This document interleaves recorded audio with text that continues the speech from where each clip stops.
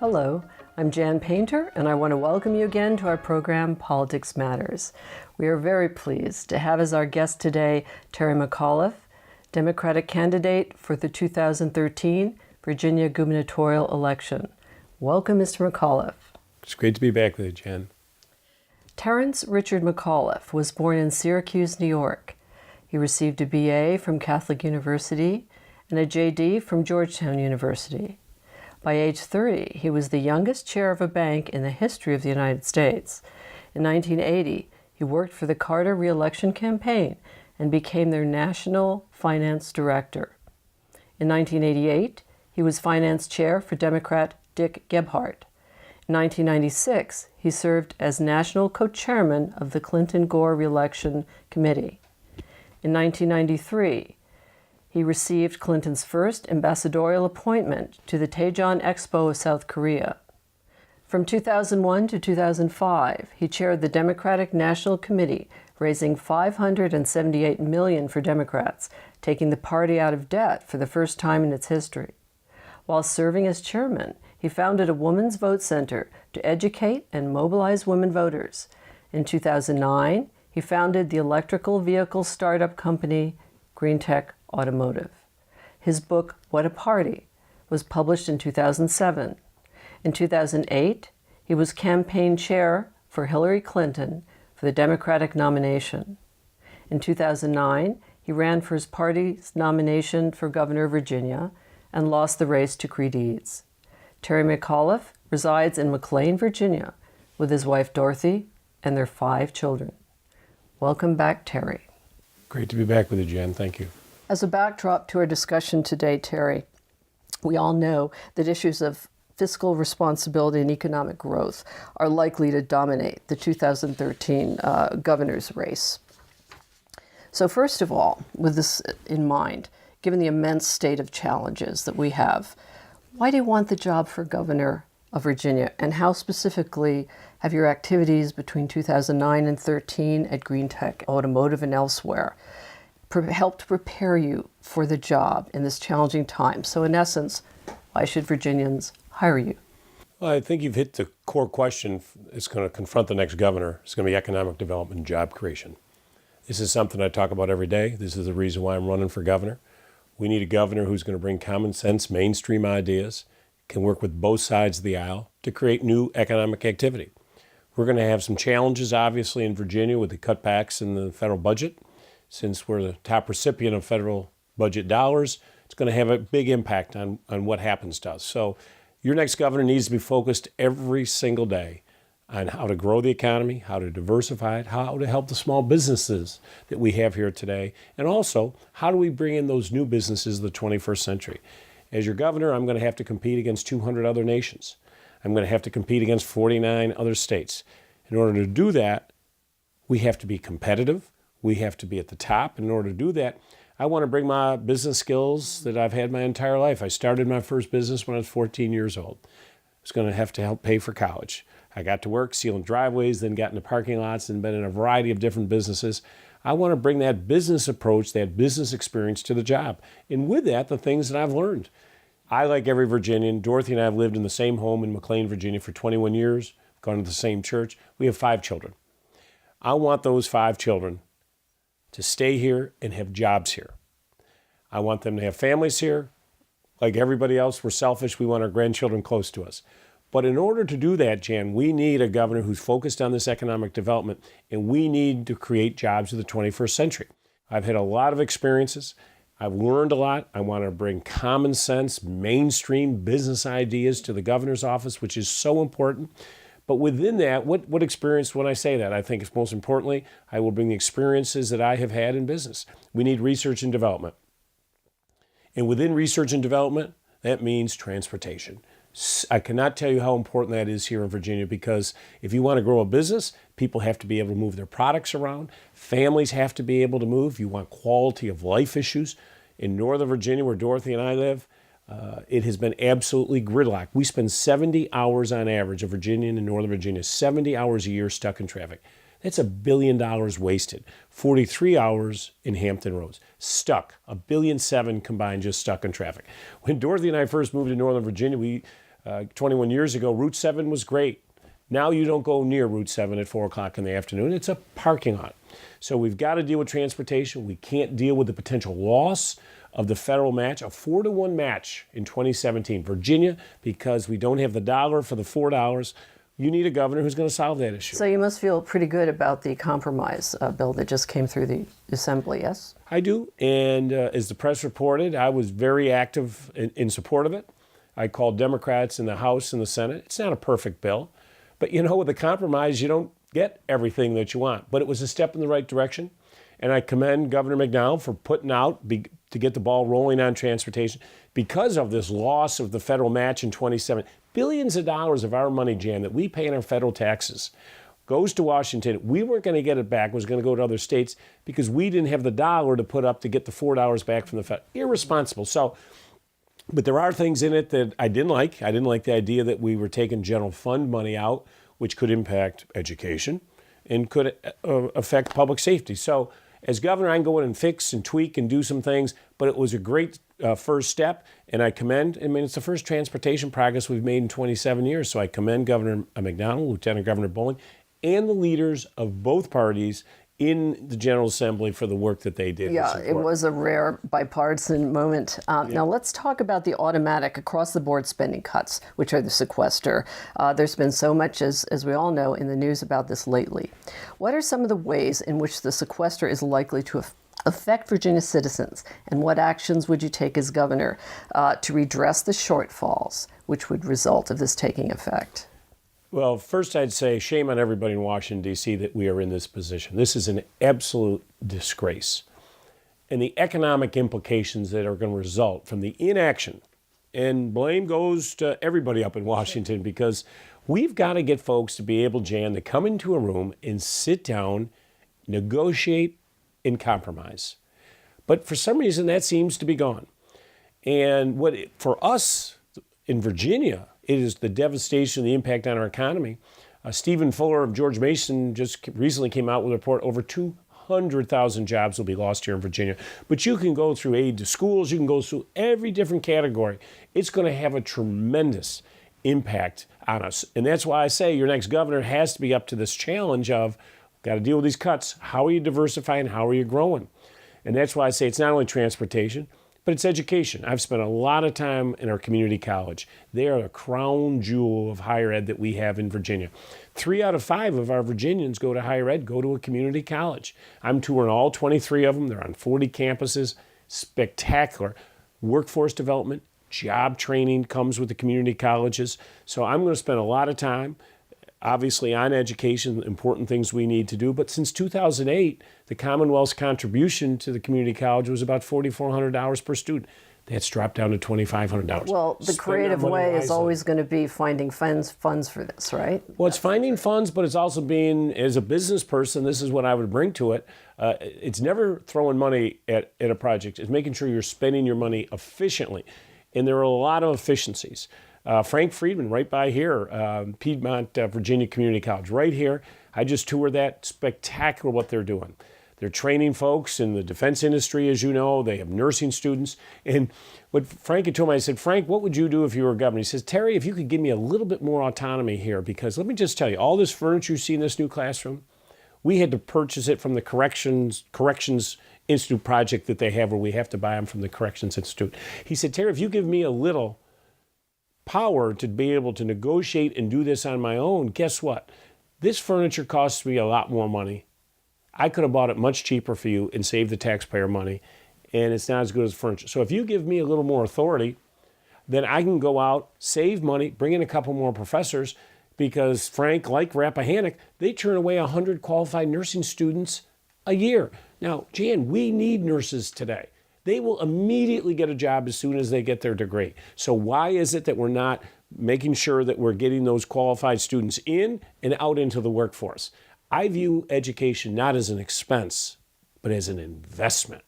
But you got to be efficient with the money. You got to spend that money right, and you need to protect the taxpayer dollars. So I say with education, it's not just about money. It's making sure we're doing the best we can to make sure our children are getting the best education. But if you want me as governor to go beat nations around the world and other states, you want me to have the best educated workforce in the nation, best workforce training development. And that's something I would focus on. So let's talk some more about how you would attract businesses to the state, and also why did you locate green tech out of state? Well, our corporate headquarters, we tried, it didn't work out, it is what it is. But I would say what we need to do in order to bring businesses here, we need to be, I go back to my points again, it's transportation. And remember, Jan, we have always been we've dropped, as you know, but we're always still in the top 5 for the best place to do business. But you know what has hurt us? Transportation. We're down to 33rd in the nation. And I cannot tell you, for an employer bringing in, let it be 50 jobs, 100 or 1,000, those employees do not want to be stuck in traffic in Northern Virginia for 70 hours a year or in Hampton Roads for 43 hours a year. They don't want it. You want to be able to go in the afternoon if you want to go see your kids. And I've been to lots of games with 5 kids playing multiple sports, lots of games in the afternoon. You can't make it a 2 or 3 hour adventure away from your work because you're stuck in traffic. It goes to quality of life. So I would say as governor, you can be very aggressive, but it's got to have an education, workforce development. We got to have transportation, and you got to have focus. I come back to my point. I have done this. I've created lots of jobs. I would bring that common sense, pro-business, mainstream ideas to the job as governor, and not a focus of a social ideological agenda which divides people. We don't need to be attacking women, members of the GLBT community. We need to make it a welcoming place to do business. That's what employees want, and that's what I would focus on. I'd bring my background, mainstream ideas, pro-business ideas, working with bringing people together, work with Democrats and Republicans. Jobs are not a partisan issue. All right, let's talk about health care. And I believe you're very interested in preventative care. Talk a little bit about that, if you would. Well, first of all, I think as a business person, if you can save your money and spend money early on, which saves you a lot of money on the back end, it's much preferable to do it. And if we can keep our citizens here in Virginia healthy, early, and get them into preventive care, then you don't have these catastrophic and gigantic costs further down the road. But in that regard, I think in this campaign, it's going to be a big issue, is the Medicaid expansion. Exactly so. And my opponent, as you know, is against the expansion. I'm for it. I'm for it for a couple reasons. Number one, 400,000 to 500,000 Virginians will now have access to quality health care. So to go to our point that we mentioned earlier, I would rather have our citizenry healthy because it will save the state money on the back end. It's very important, first of all, morally and socially, but let me also make the point. The federal government will pay 100% for the first 3 years and 90% every year after. Remember, Jan, this is your money. This is Virginians' money who paid their federal taxes into the federal coffers. I'm just going to get our money back here in Virginia. And as you know, a multitude of states with Republican governors, with conservative Republican governors, have accepted the Medicaid expansion. That's our money. I want it back taking care of Virginians. But second, if we don't take it, because of the new change in the reimbursement rates that are taking effect, from the studies that I have read, our hospitals will incur $1.2 billion now in unreimbursable expenses. So Virginians should understand there is a cost. In addition to the social human cost of health care, there is a cost to us in real dollars in not getting reimbursable dollars back that we used to get. So people should understand. And finally, the last point I would say, the Richmond Times-Dispatch did a story the other day. Over the next 7 years, we would be able to bring back into the Virginia economy $21 billion. As governor, I want that $21 billion rippling through our economy, through nurses and doctors and home health care providers. If we don't take it, we won't get it. I want that 21, that will create that 21 billion, a lot of economic activity here. Finally, it's your money. I want that. We paid that 21 billion in. I don't want that 21 billion going to another state. That's Virginians' money. Virginians ought to get it back. It resonates with people. Terry, can we find, what are some practical ways to move forward on issues of climate change? Yes, and the president's made this a top priority. Obviously, I have all the scientific reports out there today will say that obviously the climate change is occurring and there's a human involvement in the climate change. Every scientific study has shown that. And what I've always said and what I'd like to do, and clean energy is something I've talked about a lot. Yes, you have. It's, for a long time, But it's important, obviously, for the environment, but also look at it, and this is why I bring my business experience to it. These are the jobs, Jan, of the 21st century. The idea of, let's just take here in Virginia, we are blessed. We have a beautiful coastline. We have a lot of wind out there. Using just very small parcels of what we have out in the ocean, we could literally light up 10,000 homes and at the same time create over 10,000 jobs. Building the turbines, the blades, everything that goes into the wind turbines, we could manufacture. And at a time today where Southside Virginia and Southwest Virginia have been devastated by the loss of manufacturing because of the textile and the furniture and the tobacco have gone away, what a great way to replace it with manufacturing of the gigantic poles, the rotors, the blades. We have the deepest port in the East Coast. Tremendous export opportunities for us. So when I talk about this, it's not only important for the environment, but these are great job creators. When I talk about my 5 children staying here and having a job, renewable energy, clean energy, those are the jobs and be part of the future workforce. We ought to be a leader here in Virginia.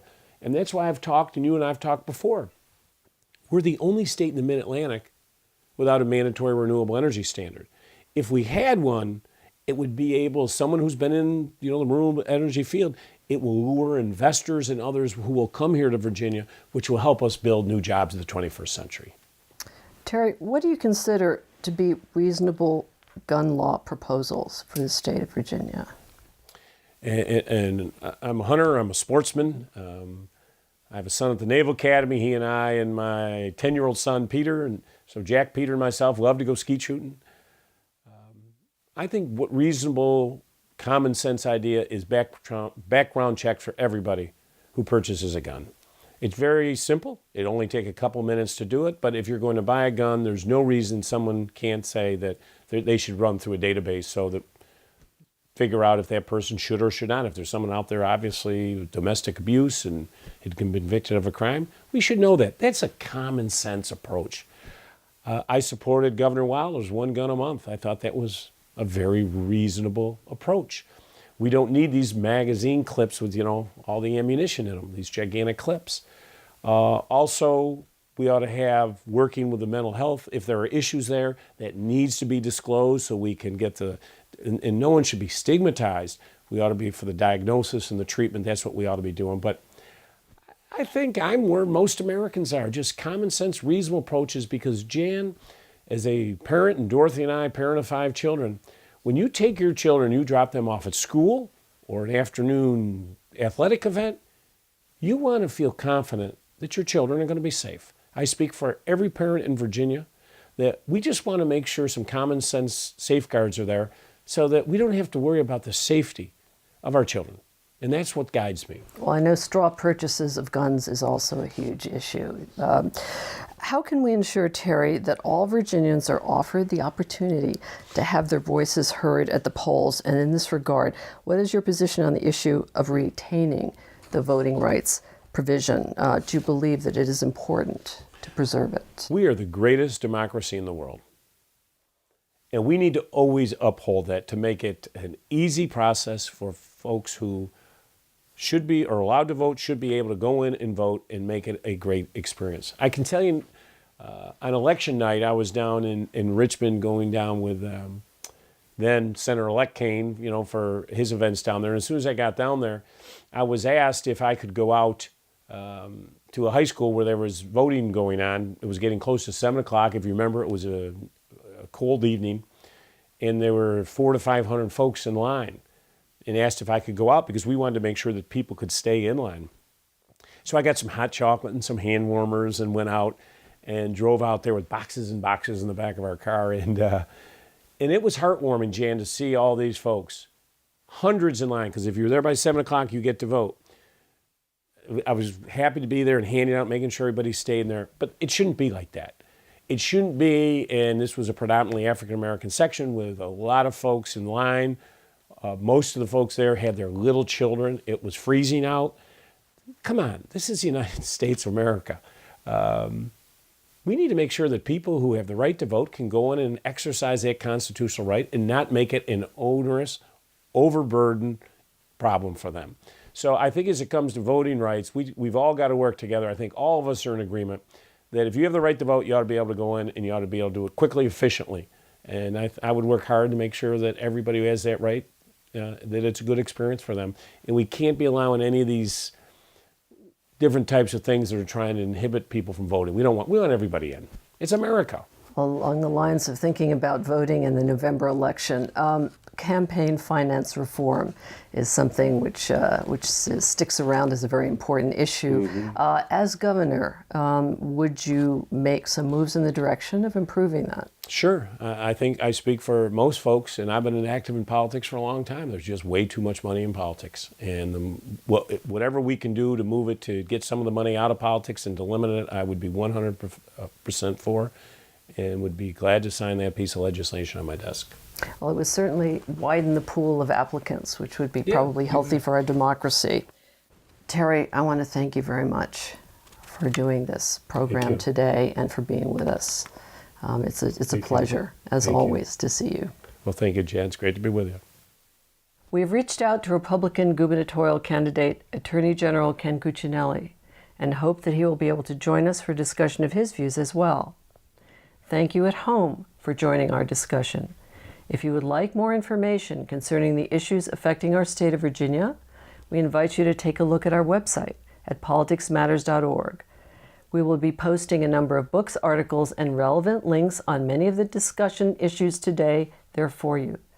You will also find there a complete archive of all prior Politics Matters programs, which you may watch in their entirety at any time. We will be posting extended versions of interviews online on our news site, and we will shortly be adding more content. As always, we are particularly interested in hearing from you with any and all questions, concerns, and ideas for future programs. We encourage you to email us at info@politicsmatters.org. We air on PBS WVPT on the last Sunday of every month at 11:30 a.m. Thank you again, and until next we meet, I'm Jan Paynter, and this is Politics Matters.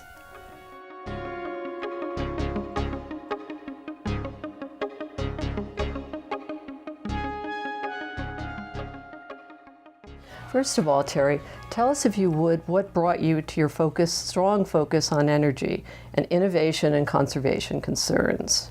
I think the most important issue out there facing everybody here in Virginia and all over the country is job creation. I believe that renewable energy, green technologies are the jobs of the 20th and 21st century, that we have to make sure we're creating new jobs where we're providing energy. The population is growing exponentially. We're going to have to figure out ways how we can deliver energy to consumers all over the country, because China and others are really moving up their consumption. And I think green technologies, wind, solar, biomass, they're the future. I personally have been invested in wind technologies now for close to 15, 20 years. I was a pioneer early on investing in European wind farms. The wind is always going to be there. And if we can harness that efficiently, cost effectively, it's there for many, many years to come. Turning to our broader discussion of green technology and energy innovation and conservation, why should people be interested in green technology in a severely challenged economy? Yeah, it's a great question. And I talk about this constantly. And I say to folks, and I don't mean it negatively, but I'm really not interested if you really care about climate change or not. But assuming you do, obviously I do, but if you don't, put that aside for a second. It's also a huge national security issue. We import 58% of our oil from countries in the Middle East primarily, who at times particularly don't like us. Our trade deficit goes up exponentially because of the amount of oil that we have to import from countries like Saudi Arabia and Kuwait, and natural gas from Qatar, and you go through the whole, and 90% of our imported oil goes to the transportation, which is, that's where most of the imported oil goes. We spent, according to the Rand Corporation last year, Jan, $65 billion. On top of all this, just protecting the 6 straits, like the Strait of Hormuz, where the oil comes to. When you start adding all the incremental costs, we cannot, as a nation, allow our future to be tied to countries who could shut off the oil, take the cost of oil up, a barrel up dramatically. So for me, it's national security. Second, it's about job creation. We are going to have to provide new ways for us to consume our energy and produce our energy. And that's why wind turbines, and I always say this, Jan, we cannot be a nation that goes from importing oil from Middle Eastern countries 20 years from now where we're importing our solar panels and our wind turbines from Germany, Brazil, and China. We have got to get in this game. My 5 children's future is dependent upon we're going to have jobs here in Virginia. We should be building turbines here and not buying them from China.